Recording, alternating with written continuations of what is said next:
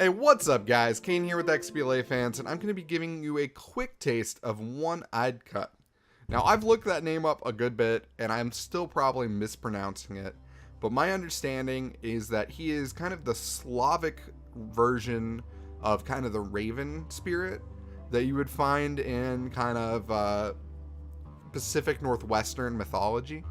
So, you know, like, obviously there was a decent bit of crossover between those two cultures back when things were kind of connected a little better.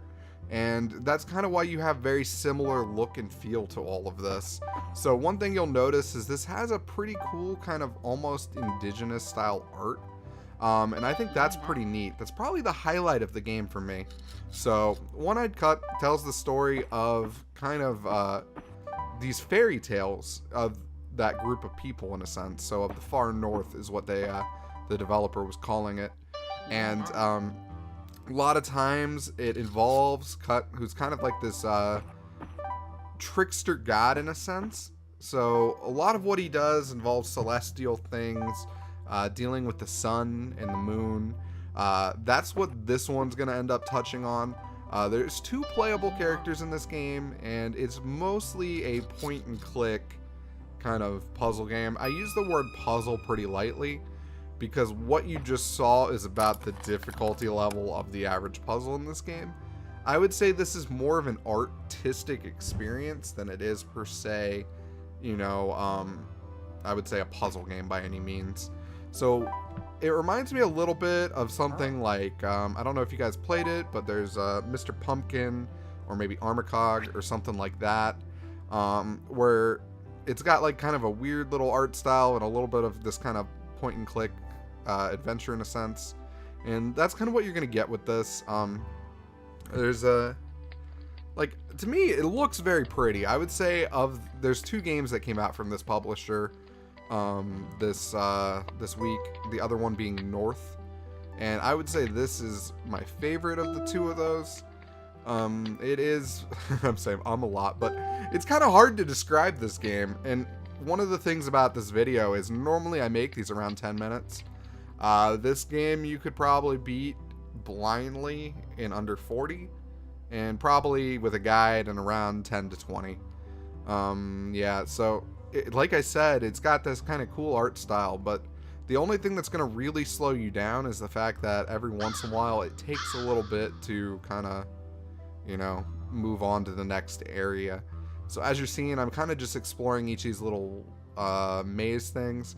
I believe the reason I'm doing this is for an achievement. So if you're an achievement hunter, this game is going to be fantastic for you. It's really easy completion, kind of a kind of quirky, cool art style in a sense. And I just thought that was kind of the highlight. Beyond that, like, what you see is what you get with this. Obviously, you can get the completion. I think I was talking to Scratch. So if you guys know Scratch, he was playing these last night. He told me he beat both of them in about an hour and a half, I think. And that's with not taking, you know, like any kind of like, you know, hurry. There's no hurry in your steps there, you know, just kind of just leisurely playing them, you know, walking around the house, getting something to drink, you know, making a sandwich in the middle of the game. You can still finish it in pretty quick timeline. So I would definitely say this is kind of what you're going to get with this one.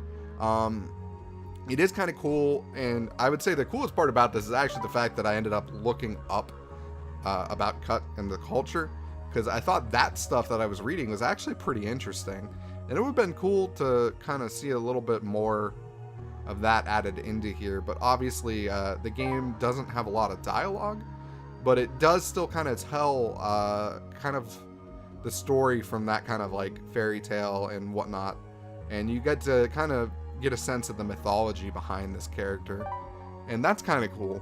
So it's a point and click game, not too much going on other than the art style in a sense. So I hope you guys enjoyed this video.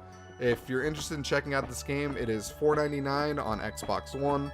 You can complete it really quickly, get some achievements. It's always a nice plus. But thank you guys again so much for checking this out. I really do appreciate it. If you have any questions about the game, feel free to ask.